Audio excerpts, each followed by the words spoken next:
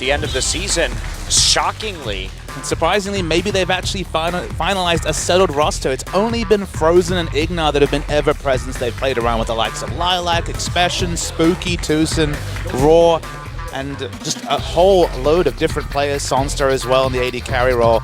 This particular lineup looking strong.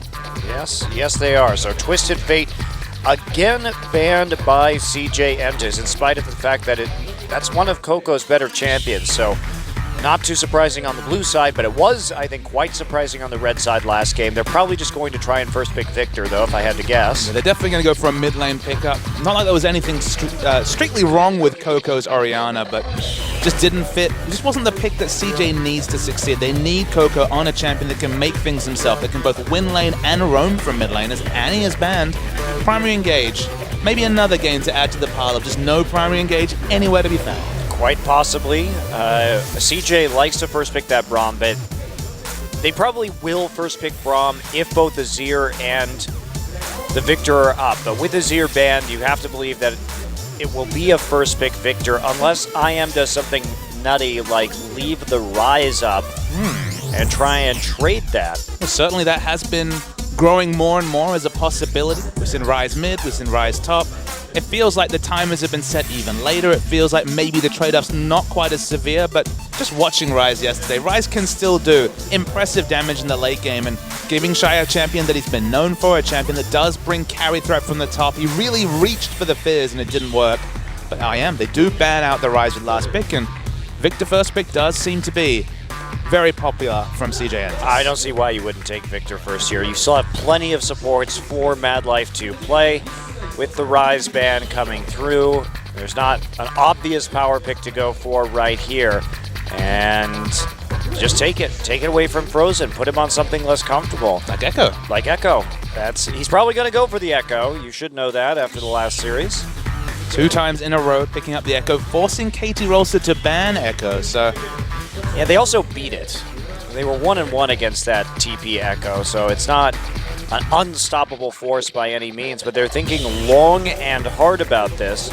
Surprisingly so, given the fact that Coco an excellent Victor player. Victor, if he gets ahead in lane, especially against a melee champion like the Echo, can just roam, but we didn't consider that Elise is also available. This would be Ambition's first professional game on Elise. It was banned on the blue side by IM, but Ambition has a bit of a mare in the jungle. Suddenly they're giving him all the tools to succeed. And has that ever been a winning strategy for CJE? I really don't think you prioritize the Elise here. Ambition has to have a big game because giving up the Victor is so huge. And CJ said, this is our answer to the Victor, showed that Orianna, and now, what do you say? This is questionable unless they have another counter pick. If Echo is indeed seen as a counter pick to this mid lane Victor, we know Coco can play it. Coco actually one of the first players to adopt a mid lane Echo here before all those mid lane nerfs came through. Worth noting that it was wholly unsuccessful in the first time that we saw him. That was not his fault.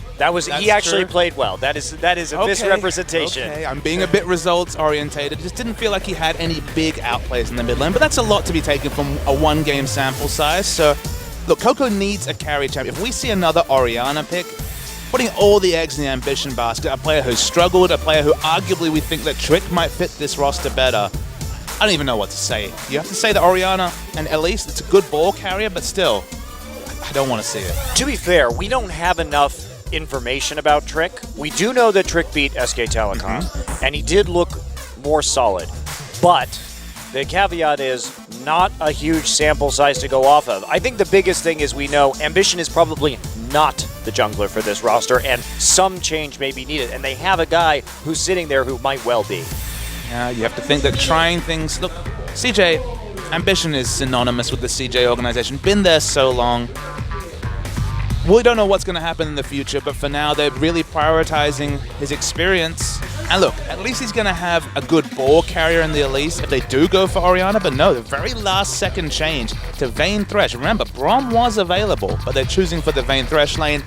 Mad Life 8-2, a wonderful Thresh player, but it's a lot to reach for, I think, in the second round of picks. Actually giving up the Braum that they prized so highly in the last draft, taking it in their first round on the red side. They get the Elise. I would assume IM. If they want to take Victor, they want to take Lucian. You might as well just go for that Lee Sin again. Just play for the early game and try and snowball in a similar fashion. Why the hell not? Are you tempted to take the Braum away? Will they settle on the Janna or take away the Braum? As you mentioned, Tucson just won an MVP, was excellent with the Lee Sin. Two very high skirmish junglers. We could definitely see another play reminiscent of what basically won IM the game 5 minutes into it in the battle between Rek'Sai and Lee Sin. Elise, she's super powerful on this patch, but still, low base stats. If Lee Sin gets his skills in order, could still win a trade in the skirmish up top. Okay, well, Janna is the lock. I'm a bit surprised by that. With the Braum still open, of course, we'll see what exactly they want here out of the top lane that could justify this amount of disengage coming from them. Of course, Janna Lucian, a very strong lane too. Big bully lane, you can get a lot of very effective trade damage with the Eye of the Storm on you as a Lucian, but less kill pressure for the Lee Sin. So Orianna Maokai seems like the play. It seems like the comp they should have picked last time out. It seems like you have very reliable ball carriers in both Elise, Maokai, and even situationally the Thresh. That's what we're expecting. He flashed the Jace as well. It's a possibility, but this comp kind of plays for itself. Yep, this is a much more logical composition. This is the composition they could have had, as you were saying, in game 1 of this series. I think the Fizz is on the rack. The Cinderhulk Fizz did not work. The non-Cinderhulk Fizz didn't work. Oh my goodness. How are you feeling there, Monty? You're actually looking down. You're not even looking at the screen anymore. I don't like low wave clears in both side lanes. It's been a problem. We saw KT falter with this. They lost it. Remember, I don't even understand. This is IM's last match against KT. What did KT do? They pick the Shen Vayne combo with low wave clear, and they get their turrets plowed in, and they lose to Incredible Miracle. I would definitely not try this against Incredible Miracle because you know what can happen already. Now they had their choice of top laners. They could just go for the Shen again, but it looks like they're considering something Shen is different. banned. No, sorry, Shen's banned. Yep. So I would go with the Gnar here. It's one of Xpecial's better champions. Has that range, so you're not going to be as vulnerable to the Fizz. Seems like a reasonable champion to... Oh, baby. All right. I like it. I accept. So, carry tops, huh? We got 2 of them. All righty. Well, that was a bit of a surprise pick. Now, it's worth noting that Xpecial does have a win on Jax this season. Xpecial was one of the best Jax players a couple of years ago. This is the dream matchup. I don't know about the Fizz from Shy, but still, Xpecial on Jax. He makes us smile at this, and think about the sort of things you can do in a 2v2 skirmish. There's 4 champions that have ranged gap clear. They've both got jumps to each other. The Fizz and the Elise are super slippery. If we do see the level 3 2v2 up top, it's going to be fireworks. Yeah, it will be quite exciting to say the least. Xpecial can get going too. This Fizz is not going to be able to stop him whatsoever when it comes to that split push. Coco going on another high utility mid laner, putting a lot of faith in Space, who's going to be in a losing matchup here to be able to carry this game if we get the standard lanes. I think CJ has to lane swap. I think CJ Entus are just picking for hard mode Monte Cristo. They're not going for the comps that really, they had them moused over and at the last second basically initiated a hard mode. Maybe they'll even flash in the base just to make it that much more difficult in this boot camp for finals. I mean, if they get these lanes rolling, they certainly can come to a crushing win, but it takes a big snowball. Let's see if CJ Entus can pull it out.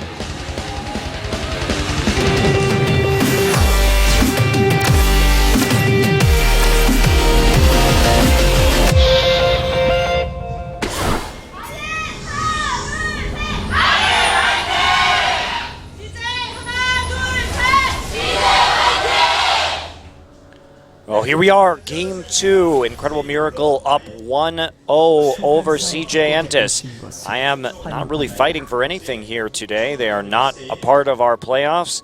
But CJ Entus, boy, would it be nice if they could win this and try and avoid some more best-of-5s in a possible playoff scenario. Only boisterous cheers from the crowd. Expression knows something's up and backs away, so it's a 5-man invade from CJ on the top side. So the vision wars are on. Maybe it's lane swap time. Yeah, I think you have to lane swap if you're CJ. If you're going to be relying on a situation where you have to use this Vayne-Lulu combination in late-game team fights, and Vayne-Lulu has been working in the past couple of weeks here. I don't have an issue with it, but I would rather see some sort of tanky top laner just let the Vayne carry, play the Maokai who can be that big front line, play the Gnar. Oh, baby. And here we go. Spider check into the brush. E first onto that Elise. Actually do manage to clear the wards. That was nice focus fire from IM. CJ have to back away.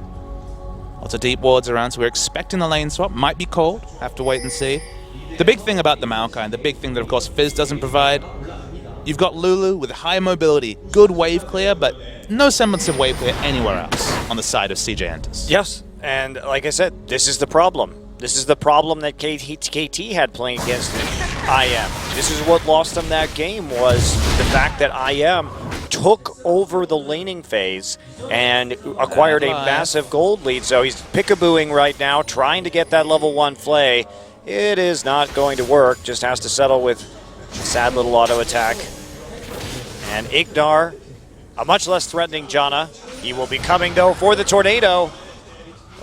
Oh boy. Let's see who won the HB trade. It was IM. Big advantage. No. It's 100 HP. It's not a big deal. Oh, but this, on the other hand. Level 2. They got expression to level 2 already. So much Jump, CC. Jump, leap strike, counter strike, counter strike, counter strike. Let's see. There's a flash tornado. Forces the flash from Coco. That's a great trade for Incredible Miracle. The level 2 ganking prowess is the reason why you sometimes do see the Jax jungle. You can do a lot of work at level 2. This is going to lead to a buff transfer, though, but exciting times around the mid lane at 2 minutes. Everybody wanted into that mid lane. Janna, not exactly the best support for that, but does force the flash tornado from Ignar. So we'll see how that translates.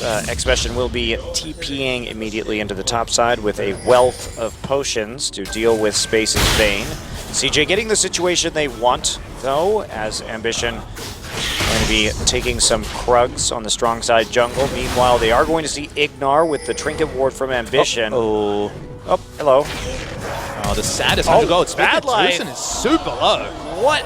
Bad Life may just solo him right now. They're going to try and get the kill over, and that is a kill on the Urchin Strike for the Fizz. Bigger problems than that, Montico, so that's double buffs over to the Fizz. Oh boy, that Tucson. Tucson giveth, Tucson taketh away. What was he doing there is the big question.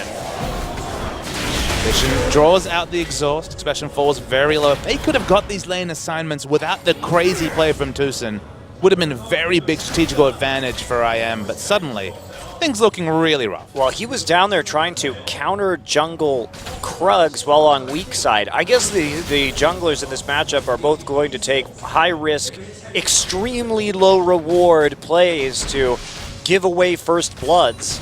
Really weird series for that already. You mean sick outplays, not a big enough reward for you, Monte Cristo? Hey, you're not in the LPL anymore. Calm down there. I forget sometimes. I moused over to the LPL during the break and saw some things that... Yeah, M3 rocking the Pantheon Quinn duo lane and brand mid with Cassiopeia top. Standard comp for sure. And of course Dade, the 2014 Player of the Year, rocking the mid lane brand. It's just meta all over the place there. Okay, well... This is silly. Yeah. I mean, Ambition spent a whole lot of time in the top lane there alongside Space, but now the call has come through. We must kill the Coco, they say, even though we do not have Flash on our support. The Coco does not have Flash either. Can they sneak up on him? The Coco, there's a tornado, but no. Can't get in range of the leap strike. Counter strike goes off and doesn't affect much of anything. Roar gets out of that situation. Shy, those double buffs just doing a number onto the AD carry who has no pots and just that Doran's Blade. And obviously the red buff is the annoyance factor, but the blue just means you can be so liberal with a high mana cost, level 1 cooldown like your E, and go for those trades that much more often. Ambition is trying to parlay the lane advantage they have in bottom to invade the jungle, and it's opposite day. It is opposite day. Well, all bets are off now. Okay. Oh, nope, Ambition got it. And there's the chain CC as everybody coming through. Mad Life for MVP of this game. Clutch summoner heal. Listen, what you doing? Can they turn it around? Nice lantern from Mad Life once again. And like we were saying at the start of this match, Ambition and Mad Life look the best together when Mad Life is on Thresh because he can save him with that lantern. And it does help out with Ambition's tendency to aggressively attempt counter jungling. And of course, Thresh is so much more forgiving, like you mentioned. The range on that lantern, the acquisition range, and just the cast range is massive. So you can, maybe be a bit more judicious or a bit more off with your communication, still be able to help, as Mad Life was able to do there. Frozen had to flash heal just to keep Tucson alive. I'm not even sure if that's worth it. Yeah, I really don't think it is, actually. He wasn't going to lose very much right there by dying, and Ambition already with the advantage in terms of the jungle. Well, here we go, Mad Life coming around, but they do see him through the Tri-Brush ward. Shy up an immense amount of farm, and having that first blood money, he is a very rich Fizz, and that is the wrong way to start this game, is for Shy to get up if you are Incredible Miracle. All this happened because of Tucson donating those double buffs. Suddenly, Janna couldn't lane with Vayne, so couldn't lane with Jax and give Expression a fairly free lane against the Vayne. Now he's just eating huge harass every time he approaches a minion. Now it's actually panic stations for Expression. One of the reasons Jax fell out of the meta, apart from some nerfs, is the fact that he has a very expensive core. He's like Aurelia. He needs the Trinity Force. He needs damage into tanky. And he's certainly not getting either very early. So that's a really nice hook from Mad Life. Yeah, official land, but Roar has the shield on him, not going to take any follow-up damage. Now, that said, in the top side, the Vayne still has to be careful because that Counter-Strike is absolutely brutal against AD carries. So if there's going to be any kind of gank up there, it could be troublesome for space. But you saw him just back away in that last trade once the Counter-Strike went off. Expression teleported as Elise was on the same side of the jungle, but they're not choosing to go for the turret dive. Very hard to turret dive is Jax because of the Counter-Strike, as you mentioned. So, and level 6 now then. Level 6, ult. The extra resist at least going to be pretty relevant. But yeah, if Jax can stay up with Shy, which was going to be almost an assumption, but now is so much harder because of the early shenanigans with the jungle, things are fine for Expression. But suddenly, it's the timer for when Jax can successfully enter the lane against Shy. It's getting later, and that's where there's kind of room to play for if your CJ enters. Yeah, well, it's getting a bit hairy for IM all the same. They're going to recall right now, but notice that the first recall timing from Roar, because of those double buffs, only allowed him to get the pickaxe. Going back for Amber's Blade, this is no longer going to be the bully lane that it could have been against the Vayne, with the Cutlass and a Dagger already completed. So this is not going to plan for LZIM. If we're talking about a BF sword versus Bilgewater, then the lane still becomes a bully one for Lucian. But as you get more attack speed and more levels into your tumble, which are usually maxing second, if you're this Vayne, you're just able to tumble out of the Q harass that comes through from Rowan. It just becomes so much harder to win those trades. When we're talking about that at 9 minutes, does really shape for space to take over this game 25, 30 minutes in. Yeah, having these recall timings for AD carries is so interesting because it does affect the landscape of the laning phase to such a significant degree. Ambition will be going for Cinder Hulk Elise. We've seen the Rune Glaive, we've seen the Cinder Hulk. In this case, probably the better one because he has to be the primary tank on his team. And they're going to try here for Shy. There's so many more people coming. Yeah, Mad Life is there. There's the kick straight into not the Counter-Strike. Couldn't actually land the stun in time. Tucson has to get back. They're just going to dive it straight up as Mad Life picks up another kill with the help of his Ignite. Mad Life doing work this game. I mean, he basically just soloed Tucson at the start of that because Tucson was in the wrong part of the jungle. But Expression, we said the same thing about players dealing with the sins of their teammates, Ambition in particular in Game 1, now Tucson, has really removed any sort of lane pressure from Jax. Now his turret's going to go down. Jax's only option is to passively farm to freeze the lane, and then there's just all this space for CJ to pick up Dragon after Dragon, and history repeats. Yeah, definitely CJ. I think they caught a bit of a break here, though, based off of Tucson's mistakes. Yep.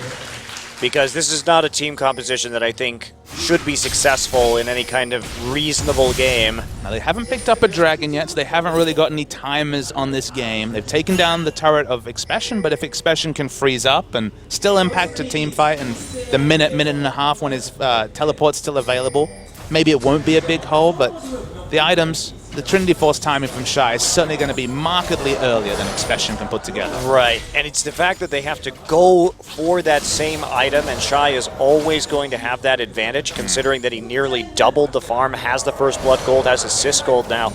It's just so unlikely that Expression is ever going to be at a point where he can split push against the Fizz in this game now. It's still a matchup that Jax traditionally does well in. If he can especially avoid that fish, he's just so sticky with the Trinity Force movement speed and the fact that he has such a short cooldown on the Q and has massive damage that mostly comes through abilities. So as the game scales on, if they can manage to wrestle back some of this lead, it'll be fine for the Jax, but especially now, he has to cower in fear because they have no jungle control on this side of the map, and he's so far behind. Ambition wants to come in for another dive. There's no wards to help out Expression right now. He doesn't know where this Elise is, but he does right now, trying to zone him off the tower.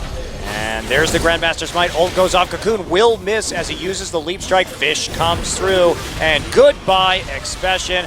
Coco there with the Wild Growth for the backup. Frozen now pursuing Ambition under the turret. Frozen gets the Chaos Storm off for the kill. Now, can they turn it around onto Shy? No, they cannot. Kill for Frozen. And another kill for Shy, still probably in CJ's best interest because they're forcing so much. Frozen again, flash heal to try and get into that fight. And they're forcing kills onto unideal members. Tucson picks up the kill credit, whereas Jax loses CS, loses lane control, still falls further and further behind in terms of gold. Things are being piled down against Expression as Raw. These trades, they're going better and better for CJ. Well, what do you expect? Those items are not built for trading if you are Roar on Lucian. Those items are built for banking. Yeah. And I think Vayne's pretty happy when Lucian tries to bank in the laning phase. One of these two champions is going to be a lot higher damage in the late game. Don't tell OQ. He plays both of them. You probably can't choose, but it's probably going to be the Vayne, like you mentioned. He's got the Wild Growth. He's got Mad Life in his pocket, so yep, it's opposite day. What a weird series. Yep. Very unusual play coming through. We usually get punished for drafting mistakes like both these two teams have made, and just feels like on both sides there's obvious downsides that have not always been pressured by the enemy team. Just really fundamental errors that have led to snowballs, and even though the teams have tightened up play since those errors were made, it's still a bit puzzling how they got there in the first place. So if you opt into the ultra late game, we're talking 40-45 minutes, because CJ, remember, don't have a dragon still at 14 minutes, so maybe the game timer will actually go to the 40-45 minute mark.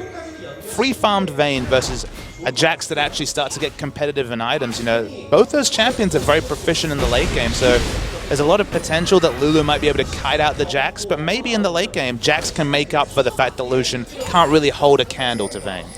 Yeah, that is a possibility. There's also the fact that it should be a pretty early talisman onto Ignar again to help the Jax get into a preferential situation. Now look, if a dragon or two dragons are already gone down, I wouldn't even be entertaining this, but CJ, they haven't shown much interest around that objective. Yeah, it's shocking. They haven't taken that quite yet, but especially on that recall right there from the Lucian, as he tries to complete his Infinity Edge, but Blade already done for Space's Vayne. Expression is spotted walking over the vision granted by the Scuttle Crab.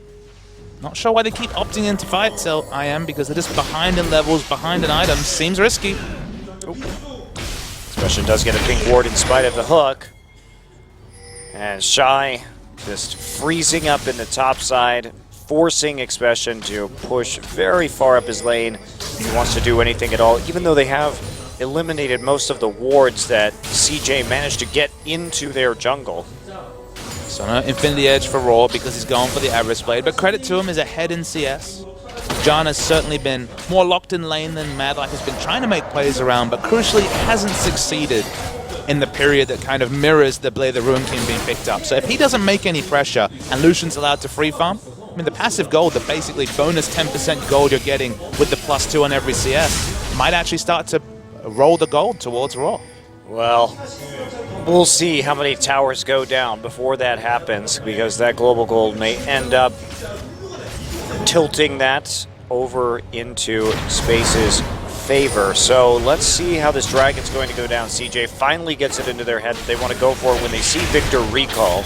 It's going to be very, very late. 5th Dragon win condition. Even if they rush it down at 17 minutes, you add 24. That's the absolute fastest you could get them down. And we're talking 41 minutes when Jax will certainly be a pretty big factor this game. It's worth noting that if you've been watching the minimap in particular, because we haven't been seeing it on camera, already Shy is opting out of direct damage trades with Jax, despite the item advantage. Interesting. Well, we'll see. He didn't have the completed Trinity Force before, so that may switch back over to his favor now, considering that Expression doesn't even have a Sheen. But just warding up. No Dragon even taken there. CJ really being quite tardy when it comes to controlling this objective. Tardy's probably the right word. If this was a report card, certainly wouldn't be anything more than a C+. Shy's going for a walk, but he's just putting down vision. Just gets some wards in, does find a pink ward. He is all alone right there. He could get collapsed on by the Victor. And nope, does have that Playful Trickster to escape. Ignar there with a double knockup, but enough members can get out via the Urchin Strike and the Lantern from Madlife. So CJ see the hard freeze in top. They note that Expression really does not want to teleport down. He's excellently frozen, and he just has this massive item disadvantage. I think IM opting into a fight here would be a massive mistake. Yeah, they've already delayed it enough. First Dragon at 18 minutes isn't really something they have to worry about. Oh, nice catch onto Roar. Flash comes through from Madlife. There's the fish, and the death of the Lucian. Cocoon coming through too. Good follow-up. Madlife showing some great Thresh play this game. Just a bonus though, that IM did not have to give that up. It was just Raw was positioned too aggressively. The Flay went wide, but the Death Sentence led into the CC triumvirate from the likes of Elise, from the likes of Fizz, and the pick power is massive once that first CC hits. Yeah. Something we didn't talk about too much, but the Cocoon Fizz combo with the Death Sentence as well. With the Death Sentence and the Vayne, they have such high single target crowd control and burst that it is quite potent when it comes to picks. Why it's all the more puzzling that when they had lane control around bottom, why is it an 18-minute first Dragon where you put down some pink wards, you sweep out some brush, you cannot go anywhere near the Dragon because of the sheer massive both single target CC and damage from the likes of Elise and Fizz. Yeah. It's not like they haven't had control over mid either, because Coco has been dutifully clearing out the mid wave. All right, blue buff over to Coco right now after Ambition stole one away from LZIM. Leeson actually spotted out as he rotated up. Okay. All right. It's a stylish Urchin Strike straight into the Dragon's Rage. Expression should really be calling this off, but he does have a lot of friends. Yeah, and Shy coming back right now. There's Ambition. Shy going to get the Wild Growth on him. Shy not going to live through the Chaos Storm. Lee Sin picks up the kills. Madlife here just to provide some defense as Space goes one-on-one into Roar. Blade the Ruin King pop. There's a flash to the side of the culling. Space is going to get this kill in the 1v1. Really nice play from Space. That's what you can do with the Blade of the Ruin King. Death Sentence goes just wide onto Ignar. But CJ starting to take over this game. A little bit late in the timing, but they certainly have just so much more immediate power. I don't understand why IM are playing around an Expression who must be sitting on a casual 2,000 gold. Yeah, that is That is a lot of money right now. He's actually done a good job since that freeze of catching up when it comes to CS. But at what cost? A couple of turrets, now a solo kill. All of this is flowing on because Expression has not been using that teleport, has just been trying to freeze the lane up top, and basically every advantage that CJ gets around the map is at the cost of Expression farming up. Well, it's the moment of truth. Trinity Force complete. Can he actually do anything? CJ going for a sneaky little Baron here. Coco's in the bottom side. There's no way that LZIM thinks this is going down. It's not even the jungle. Elise has excellent Baron control, but isn't even in the area. Victor's the only one who's walking close, but he's just going towards the Raptor. It's going to be a free Baron steal at 20 minutes by CJ. Wow, CJ catching LZIM on a massive recall. Gets a Baron for free. Just think about the percentage health damage. Fizz, Blade the Ruin King Vayne with the Silver Bolt, and Elise all doing percentage health damage. The Baron exploded. Yeah. Even without that many items yet, Space doesn't even have a completed second item at this stage. Still able to take that Baron out with some efficiency. Tricky play from CJ. Coco in the bottom lane. IM realizes now that they've been had. And now CJ will have their mid turret. Operation take the mid turret. Victor has very good line wave clear, but even once you get that Hex Core upgrade, you cannot deal with these Baron buff minions in any reliable sense. So that's why it's going to take time, but CJ trying to push advantages right now. Well, IM can just 1-3-1 like they're doing, and there isn't an answer from IM, or CJ's can 1-3-1, and there's not an answer from IM. The Shy Fizz is already nice and fed. Vayne in it with an advantage as well. Ignar is just going to have to monsoon, and Expression gets in there, does get the knock up. Tucson picks up another kill. It's a big melee here. Shy with that wild growth. Now they turn on to Frozen. Frozen drops the gravity field. Shy gonna play for Trickster on top of Frozen. His damage already too much to handle. Tucson trying to clear out the wave with his smite, but I don't know if that's gonna be enough. Another good tornado from Ignar buys them time, but damage over time is the thing that takes out Tucson in the end. Culling here to tickle a wave, but it's not going to stop Space from autoing this tower. And we already saw that in any sort of 1v1 matchup, Space has completely the ascendancy over Raw. They're going to keep pushing up the top lane. They're going to take out this inhibitor turret, and it's very much looking like a tied series. This was a very, very unusual game for Champions.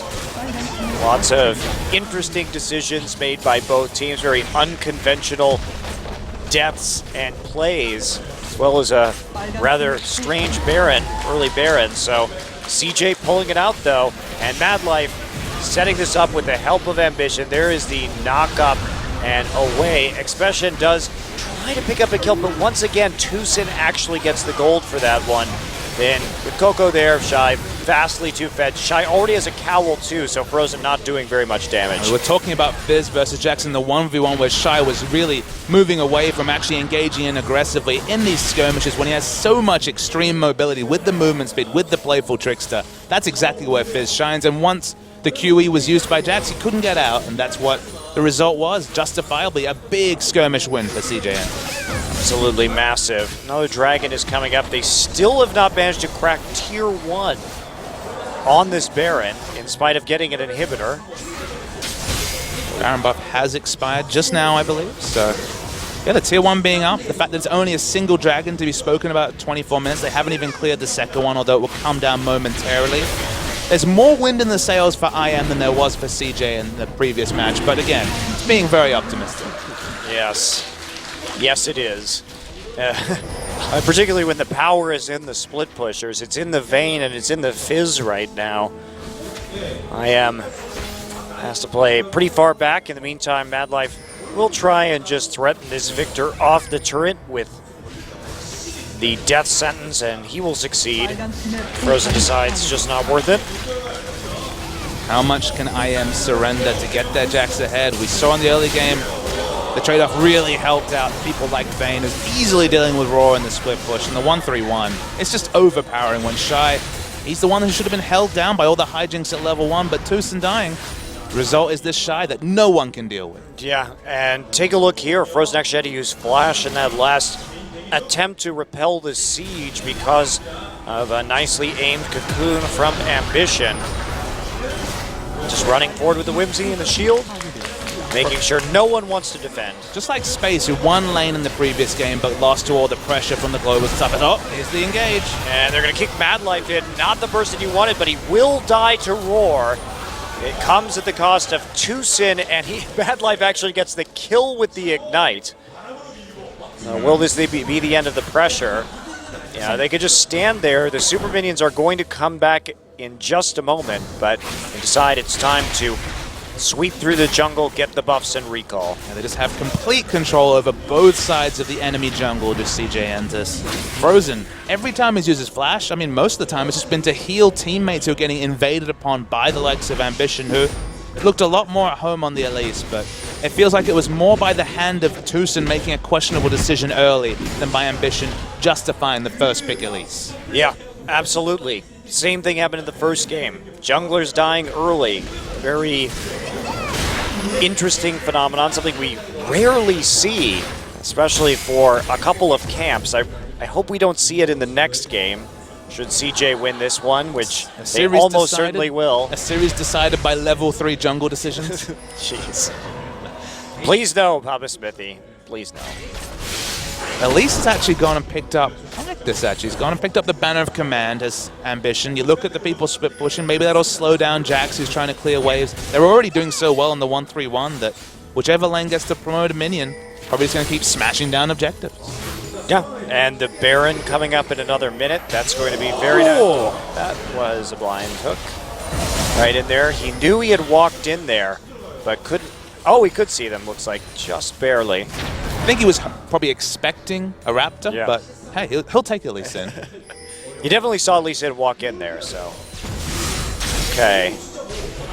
And the siege will continue right now as they walk up onto that tower. Have to be careful. Culling already used. Not too much damage taken by the members of CJ. Space will eat a little bit of Victor's poke. The big issue is that IM have had to send Frozen to deal with the Vayne split push because Raw is dying every time he enters that lane, and suddenly the reliable wave clear in mid, it's gated around a quite long cooldown in terms of the culling. So this is actually very good for CJ Enters, where taking down this mid lane turret in particular should be the death knell for IM. They're going to try and get a kick again. Don't find Bad Life this time. Tucson gets fished, and it's not enough to finish him off either. Coco still just trying to glitter lance through the inhibitor turret right now. Baron is back live, and this is CJ's time to shine. No wards from IM. They know Tucson has been chunked. Tucson's still in base. Only now. There was a ward. Okay, so they did have one fortuitous ward, so IM actually playing a lot more aggressively than you expect in this situation. Ignar's going to face check. And there he goes. Has to pop the Monsoon instantly. One more member of LZIM chunked out of his ability to contest this, although the inhibitor has come back up. They're still going to go for the Baron. Who is going to put down the ward to allow Expression to teleport in? Baron's at about 5,000 health at this point. I am only now assigned to peek towards it. All right, are they going to turn? Lantern down in the pit, Mad Life and Space over the side. They want to get the kill. Hook on a Frozen immediately. Frozen condemned into the wall and killed. Space quite low, but Summoner Heal will keep him alive. And now the Baron will be taken by Elise, in spite of the fact that Expression got into the pit. That's too much for him to handle. The Expression completely separated from any of his teammates as well. This is certainly a solo mission. Has flash, but not the time to use it, buddy. Yeah, they are going to force him to chase into the tier 1, but in the meantime, Space is casually taking over the rest of the base with his help from Coco. And now they will move into the topside inhibitor to finish that objective off as well. Don't quite have the Lich Bane on Lulu, but still plenty of auto attack damage from the Vayne. They take out both inhibitors.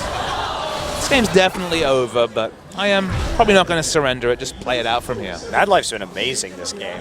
This is the Mad Life Thresh that I like to remember all the way back from Season 3. And look, he's been playing a lot of Braum recently, 5-3 after the loss in the previous game. This season, he's 8-2 on Thresh, so he's certainly instilled that same terror that he did on Thresh release a couple of years ago. Yeah, I'm just not sure if this is a champion that they can play without these days as long as Ambition is in the roster. We just saw Ambition be much more activated because he had a reliable way to get out of the enemy jungle with that Thresh Lantern, and that has really been the story of Ambition's season. Have Thresh on the team, Mad Life is always there, because Mad Life is having a really good season, actually. He's been in all the right places on the map. He was a major factor in their win over SK Telecom because he stuffed so many of Faker's Twisted Fate ganks. And we can just hope that the Bard that's 2-0 for Mad Life might actually be that third champion when Braum and Thresh are off the table, because that champion can also do similar things in terms of jungle invades. Okay, needs a bit more setup, certainly needs clearer communication that has been an issue for CJ, but maybe that's another one that can fill the same role. Well, Alistair too is a big pickup for Mad Life and always has been. So that's, Coco has to flash away from the Lee Sin as the rest of his team collects a humongous minion wave. And one next turret already down. Nobody can defend against space right here. That is going to be a win for CJ Entis here in game number 2. A very strange best of 3 this evening. Some weird picks, some weird plays, some weird decisions, but we're going to game number 3. I understand that sometimes our viewers need to step away from the stream. Don't miss the first 5 minutes, because if we learned anything from the first 2 games, game is going to be decided right there. Yeah. It has been some nice snowballing, though, in this particular instance from each of these teams. Get that early advantage, get the kill onto the enemy jungler, totally take over the game, and CJ's split push with the Fizz and the Vayne ends up working, somewhat surprisingly, off of those early advantages. It's a bit worrying, though, that if you remove